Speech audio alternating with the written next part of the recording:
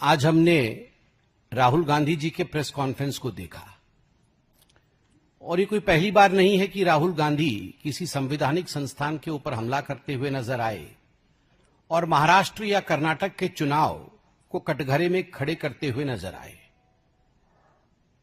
आज के राहुल गांधी के प्रेस कॉन्फ्रेंस के दो हिस्से हैं। एक तकनीकी हिस्सा है, टेक्निकल व्यू पॉइंट है, कितने वोटर, कितने लोगों ने वोट दिया, किस प्रकार वोटिंग हुई, वोट का तरीका किस प्रकार का है, उसको लेकर राहुल गांधी जी के मन में कुछ संदेह है। और दूसरा जो हिस्सा राहुल गांधी जी के आज के प्रेस वार्ता का है वो राजनीतिक है, क्योंकि भारतीय जनता पार्टी को उन्होंने घेरने की कोशिश की है। भारतीय जनता पार्टी के खिलाफ भी उन्होंने अनर्गल कहा है।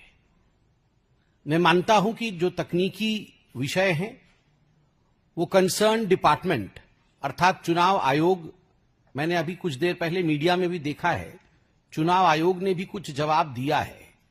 उस विषय में भी मैं अपने प्रेस कॉन्फ्रेंस में लाऊंगा क्योंकि वो अभी पब्लिक डोमेन में है।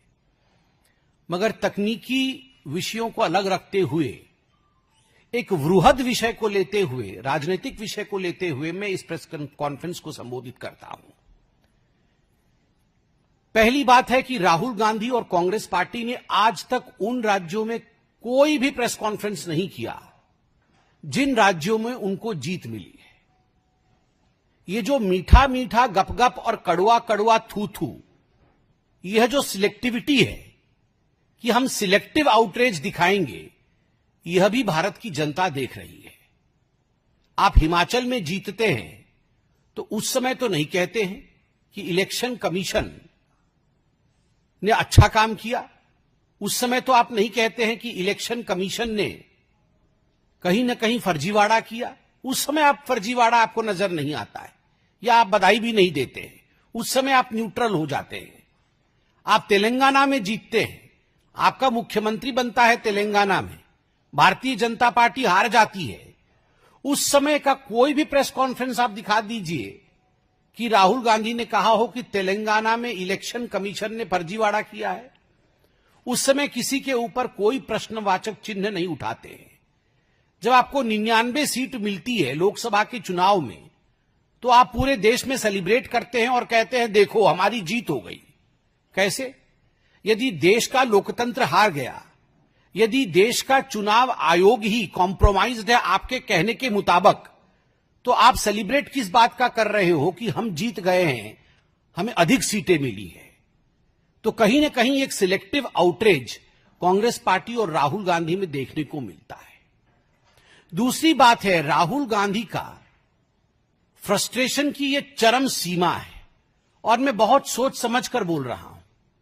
आज जिस प्रकार के शब्दों का प्रयोग किया गया है, मैं तकनीकी विषय पे तो आऊंगा, मगर आज पहली आपत्ति मैं दर्ज करता हूं कि चुनाव में हार जीत ये लगी रहेगी।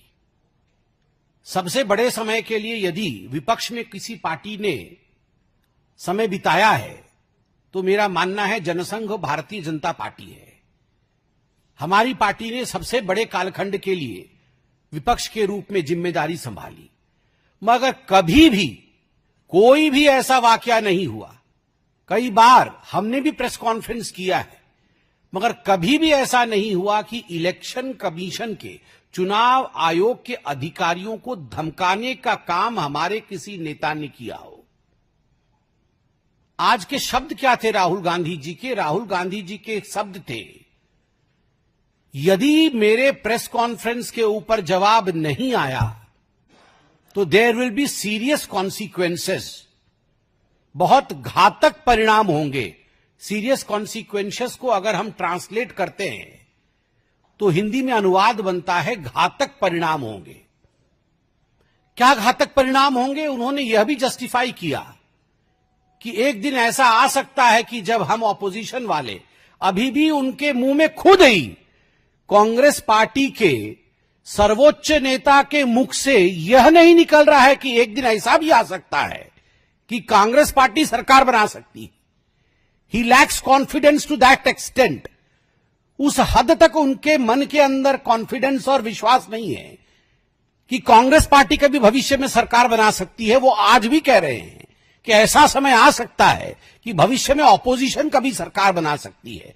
तब चुन चुन कर एक एक अधिकारी को, वो कितना भी बड़ा क्यों ना हो, उसको छोड़ा नहीं जाएगा। ये किसकी भाषा है? ये एलओपी की भाषा है या एक, मैं तो खराब शब्दों का प्रयोग, अमर्यादित शब्द का प्रयोग करना कदाचित नहीं चाहूंगा, क्या सड़क चलते किसी ऐसे व्यक्ति की जो रोड रेज में बोलता है? This language is the language of election rage, कि आपके गाड़ी का एक्सीडेंट हो गया है, आपके पार्टी का एक्सीडेंट हो गया है बिकॉज ऑफ नॉन परफॉर्मेंस, और आप इलेक्शन रेज में आ गए हैं। जिस प्रकार रोड रेज का हम केस देखते हैं, राहुल गांधी जी का ये इलेक्शन रेज है। ये कई महीनों से चल रहा है। जब आप कहते हैं कि चुन चुन के मैं छोड़ूंगा नहीं, मैं बर्बाद कर दूंगा ऑफिसर्स को, this is not the language. मैं सत्ताधारी पार्टी का प्रवक्ता हूं, मेरे बगल में आदरणीय केके जी बैठे हैं, ये सत्ताधारी पार्टी के प्रवक्ता हैं। मुस्कुराकर हमें इन प्रश्नों का उत्तर देना होगा। एक क्षण के लिए भी हमारे मुख पर एरोगेंस और अहंकार नहीं होना चाहिए। हम कौन हैं? हम नौकर हैं, हम जनता के सेवक हैं, चाकर हैं हम। ये जो हम आज बैठे हुए हैं इस चेयर पे और बात कर रहे हैं, जनता जनार्दन ने वोट दिया है उनकी नौकरी करने के लिए। बाबा साहेब अंबेडकर द्वारा बनाए गए संविधान के पन्नों में इलेक्शन कैसा होगा, कैसे कंडक्ट करेगी चुनाव आयोग उस इलेक्शन को, इस विषय में पूरी जानकारी है। और बाबा साहब ने यह भी लिखा है अपने संविधान में कि यदि कोई आयोग अपना काम ठीक से नहीं करती है तो कोर्ट भी है, आप कोर्ट की दरवाजे को भी खटखटा सकते हैं। मैं आज राहुल जी से पूछना चाहता हूं, राहुल जी, अभद्र शब्दों का तो प्रयोग आपने कर लिया, मगर विनम्रता के साथ क्या आप कोर्ट गए? Did you file a petition against this? 288 candidates ने शायद आपके लड़े होंगे, 288 आपके और ऑपोजिशन वालों के महाराष्ट्र में लड़े होंगे। आपको लगता है अगर अधिकांश जगह वोट की चोरी हुई, votes were destroyed, so what kind of leader you are? आप कैसे लीडर हैं जो आपने अपने ही पार्टी के सदस्यों को यह तक नहीं गाइड किया कि जो प्रिस्क्राइब टाइम पीरियड होता है उसके अंदर आप तुरंत कोर्ट जाइए, कोर्ट में जाकर आप वहां पर ये दस्तावेज जो हम आपको दिखा रहे हैं वो दस्तावेज दिखाइए, आप कोर्ट में केस करिए। मगर no, Rahul Gandhi did not go to the court. मुझे तो आश्चर्य हुआ, उनके जो प्रॉक्सी कोर्ट में गए थे, राहुल गांधी नहीं गए मगर प्रॉक्सी गए। जो प्रॉक्सी कोर्ट में, हाई कोर्ट में गए थे, what did the high court say? High court का जवाब है, Bombay high court dismisses plea alleging irregularities in Maharashtra assembly polls. Bombay high court ने फटकार लगाई और साथ में बॉम्बे हाई कोर्ट कहती है gross abuse of the process of law. ये जो रिट पिटीशन जिसने भी दाखिल किया है उनके खिलाफ कहती है कि ये ग्रॉस अब्यूज ऑफ लॉ है। आगे चल के बॉम्बे हाई कोर्ट की जो खंडपीठ है जिसमें जस्टिस जेएस कुलकर्णी और जस्टिस आरिफ डॉक्टर हैं, उन्होंने बड़े स्पष्ट रूप से कहा है, the court found no evidence of fraud और illegal voting and emphasized that the petitioner had failed to demonstrate any personal legal injury or enforceable right. We do not find a scratch of legal grievance, much less legal injury. कोई legal injury नहीं हुई है, कोई legal grievance नहीं हुआ है, और court ने उसे डिसमिस कर दिया। चलिए, आप कोर्ट नहीं गए। मैं अभी आने से पहले थोड़ा बहुत रिसर्च कर रहा था कि राहुल गांधी जी इलेक्शन कमीशन से तो सवाल पूछे ही होंगे।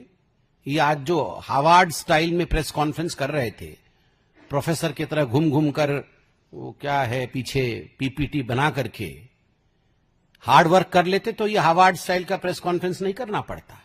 ये जो हार्वर्ड स्टाइल का प्रेस कॉन्फ्रेंस कर रहे थे, तो क्या उससे पहले वो इलेक्शन कमीशन गए? मालूम पड़ा कि जो केपीसीसी है, कर्नाटका प्रदेश कांग्रेस कमेटी है, वो गई थी अभी इलेक्शन कमीशन, 3 तारीख को गई थी इसी महीने के।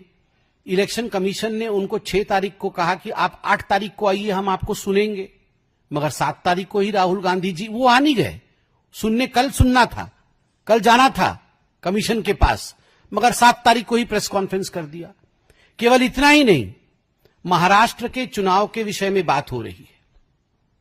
महाराष्ट्र के चुनाव को लेकर जब नवंबर 2024 में राहुल गांधी जी ने पहली बार आपत्ति दर्ज की, तो दिसंबर में ही इलेक्शन कमीशन ने चिट्ठी लिख के बुला लिया था कि राहुल जी आप आइए ना, you come and have a discussion with us. वो चिट्ठी भी मैं लेकर आया हूं। मैं ये चिट्ठी इसलिए लेके आया हूं क्योंकि ये चिट्ठी पब्लिक डोमेन में है और ये किसी और देश का इलेक्शन कमीशन नहीं है, ये हमारे देश का ही इलेक्शन कमीशन है। तो यदि पब्लिक डोमेन में वो चिट्ठी है, और उस चिट्ठी में क्या लिखता है election commission, in view of your article published in a newspaper on 7/6/2025, ये हाल की बात है। कई चिट्ठियां लिखी है इलेक्शन कमीशन में, मैं एक चिट्ठी का उदाहरण दे रहा हूं। 7/6/2025 को एक बड़े अंग्रेजी अखबार में राहुल गांधी का महाराष्ट्र के चुनाव को लेकर आर्टिकल छपा था। उस आर्टिकल में वही बातें की गई थी जो बातें आज उन्होंने प्रेस कॉन्फ्रेंस में की है। तो चुनाव आयोग ने कहा था कि माननीय राहुल जी, ऐसा है कि नवंबर 2024 में महाराष्ट्र का चुनाव हुआ, दिसंबर में भी आपने यही सब आरोप लगाए थे, तो हमने आपको दिसंबर में ही बुलाया था। चलिए कोई बात नहीं, आप नहीं आए। यहां पर इलेक्शन कमीशन ने कुछ डाटा दिया है, ये पब्लिक डोमेन में डाटा है। ये डाटा है कि कुल मिलाकर के 1,08,026 BLA है, बूथ लेवल एजेंट है महाराष्ट्र के अंदर सभी पार्टी के। BLA का काम क्या होता है? BLA का काम होता है कि इस घर में बहुत सारे वोटर हैं। अरे कैसे हो सकता है इस घर में इतने सारे वोटर? चलो कंप्लेंट करो BLO को, मतलब ऑफिसर को, जो बूथ लेवल ऑफिसर होता है। ये BLA पॉलिटिकल पार्टी अपॉइंट करती है और BLO इलेक्शन कमीशन का ऑफिसर होता है। अरे इसका नाम सही नहीं है, इसके पिताजी का नाम तो गलत है, चलो कंप्लेंट करो, ठीक करवाते हैं। अरे ये तो 18 साल की नहीं है, ये तो 60 साल की है, इलेक्शन कमीशन को हम कंप्लेंट करते हैं। ये BLA का काम होता है। कितने BLA हैं महाराष्ट्र में कांग्रेस पार्टी के? 28,420, 420 नहीं, 28,420, 28,420 BLA। 28,420 BLA होने के बाद भी ये सारे BLA क्या कर रहे थे? ये सारे BLA क्या कर रहे थे? ये सोए हुए थे। ये किसके घर में किसका कितना वोटर निकला, किसकी कितनी लिस्ट है, किसका नाम क्या है, ये इन्होंने क्यों नहीं देखा? फिर इलेक्शन कमीशन लिखती है कि चलिए आप ऐसा करिए, आप बहुत बिजी व्यक्ति हैं, तो आप अपनी सहूलियत बताइए कि आप सब डॉक्यूमेंट लेके हमारे पास आइए, अपनी सहूलियत बताइए, और ये हमारा एड्रेस है, ये हमारा ईमेल आईडी है, अपना समय और स्थान दे दीजिए, वहां बैठ के चर्चा हो जाएगी, क्या आपके प्रॉब्लम है उनका हम समाधान और उत्तर दे देंगे। मगर राहुल जी ने, मुझे नहीं पता ईमेल किया कि नहीं, मगर अभी तक इलेक्शन कमीशन से समय लेकर मिलने का काम नहीं किया। आज एक प्रेस कॉन्फ्रेंस किया, नंबर 1। नंबर 2, आज मैं देख रहा था इलेक्शन कमीशन का कुछ चिट्ठी भी आया है, वह भी आपने देखा है, यह आज की ही चिट्ठी है इलेक्शन का। मुझे कैसे मालूम पड़ा कि केपीसीसी ने चिट्ठी लिखी थी मिलने के लिए और 8 तारीख का टाइम मिला था इलेक्शन कमीशन का? ये इस चिट्ठी से मालूम पड़ा, जो हर वेबसाइट में आज मौजूद है इलेक्शन कमीशन के, और आज आप लोग भी दिखा रहे हैं। इस चिट्ठी के 2 भाग हैं। दूसरे भाग में इलेक्शन कमीशन ने राहुल गांधी जी को कहा कि अच्छा, आपके पास बहुत सारी डेटा है जो आपने आज प्रस्तुत किया है कि इतने लोगों का नाम कट गया, इतने लोगों का नाम जुड़ गया, इत्यादि इत्यादि, तो हम तैयार है जांच करने के लिए। मगर जांच का एक प्रोसीजर होता है कि ये जो सारी कागजें आप देख रहे थे, मोटी मोटी कागजें बंडल बंडल लेके घूम रहे, ये सारी जो कागजें हैं, आप ओथ में कि मैं राहुल गांधी, फलाना ढिकड़ा मेरा एड्रेस, मैं ओथ पे कहता हूं कि ये सब कागज मेरे पास है, मैं इन्हें सत्यापित करता हूं, आप इसकी जांच करिए। इसको सत्यापन करना होता है। पार्लियामेंट में भी मैं कोई भाषण दे दूं तो ऑपोजिशन अगर कह दे कि यह सांसद ठीक नहीं बोल रहे हैं, तो मुझे सत्यापित करना पड़ेगा पार्लियामेंट में। I have to place on record कि जो मैं बोल रहा हूं वो सत्य बोल रहा हूं, क्योंकि हम सब अंडर ओथ हैं, तो हमको सत्यापित करना पड़ेगा। राहुल गांधी देश के लीडर ऑफ अपोजिशन हैं। उन्होंने एक संवैधानिक संस्था के खिलाफ कुछ आरोप लगाए, उनका डेमोक्रेटिक राइट है, मगर जो हमारी संवैधानिक सत्यापन है, जो संविधान कहती है, वो कहती है कि रूल ऐसे है, कंप्लेंट किया है तो अंडर ओथ आप लिख के दीजिए कि ये कागज है, मैं ये डिपॉजिट कर रहा हूं, मेरे को ये कागज इस सोर्स, ठीक सोर्स है, आप इसका इन्वेस्टिगेशन कीजिए। जब आप लोगों ने राहुल गांधी से पूछा कि आप ओथ में देंगे, तो राहुल गांधी बोलते हैं मेरे शब्द ही मेरे ओथ हैं, my words are my oath. बहुत बड़ा बाहुबली है। माई वर्ड्स, मेरे शब्द ही मेरे शासन है। यही हम चाकर हैं, हम नौकर हैं लोगों के, और ये राजा हैं। मेरे शब्द ही मेरे शासन है। ये तो इस फिल्म में डायलॉग था ना, मेरे शब्द ही मेरे शासन है। मैं बोल दूंगा वही शासन होगा। आप गांधी परिवार के हो सकते हैं, आप गांधी जी नहीं हैं। तो नकली गांधी परिवार के लोग ये न सोचे कि उनके शब्द ही देश का शासन है। देश का शासन बाबा साहेब अंबेडकर जी द्वारा लिखे हुए संविधान में है। The words of the constitution of India is the शासन ऑफ दिस कंट्री। संविधान की भाषा ही इस देश की मर्यादा है, इस देश का शासन है। राहुल गांधी के वर्ड शासन नहीं है। राहुल गांधी कहते हैं मेरी क्रेडिबिलिटी है। काहे चीज की क्रेडिबिलिटी है?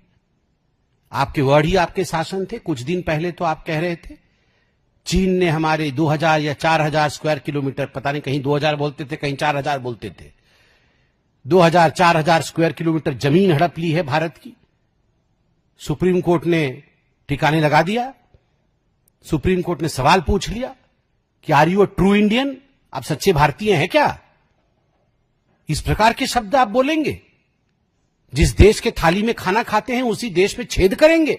इनडायरेक्टली तो यही पूछा गया कि इस देश की आर्मी के ऊपर आप सवाल उठाएंगे? Are you a true Indian? और प्रियंका वाड्रा जी कहती है हु आर द जजेस? हु आर द जजेस? वो कौन है ये सब कहने वाले? वाह, मतलब दोनों भाई बहन मिलके मेरे ही शब्द मेरे शासन है। ये गांधी परिवार सोचते हैं कि हाँ, तानाशाही। बिल्कुल ठीक कह रहे हैं कि जी तानाशाही है। सुप्रीम कोर्ट के जज भी नहीं कह सकते हैं। इलेक्शन कमीशन भी प्यार भरा पत्र लिखा है कि आइए चर्चा करेंगे। Who are they? Consequences face करना पड़ेगा। क्या है ये? क्या है ये? बाहुबली है आप। ऐसा नहीं चलता है। और तो और रफाल के विषय में 3-3 बार कान पकड़ करके माफी मांगनी पड़ी थी। लगभग सुप्रीम कोर्ट में उठक बैठक की नौबत आ गई थी। लिखित रूप में एफिडेविट दे के आपको सुप्रीम कोर्ट से माफी मांगना पड़ा था कि सुप्रीम कोर्ट के विषय में जो गलत टिप्पणी और झूठी टिप्पणी आपने की थी उसके लिए मैं माफी मांगता हूं। ये सुप्रीम कोर्ट के लिए किया था।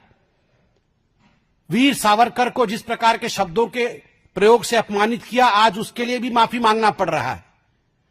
तो राहुल जी राफेल में कान पकड़ के उठक बैठक, वीर सावरकर के लिए कान पकड़कर उठक बैठक, चीन के लिए कान पकड़कर उठक बैठक, तो आपकी क्रेडिबिलिटी है कहां? कितनी क्रेडिबिलिटी आपकी है कि आपके शब्द ही आपके ओथ हो जाएंगे? You do not have credibility, you lack credibility. Your oath has no meaning, your words have no meaning. That's the reason as to why you have to give an affidavit to the election commission. जो आपसे मांगा गया है वो देश का संविधान है।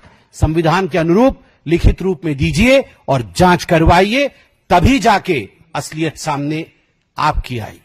दूसरी बात, और मैं कड़े शब्दों में कहना चाहूंगा, अभी तक तो बहुत आराम से कह रहा था। राहुल गांधी जी ने कहा ये Bharatiya Janata party anti incumbency मिटाने के लिए बहाने ढूंढ के लाती है। पुलवामा जैसा बहाना।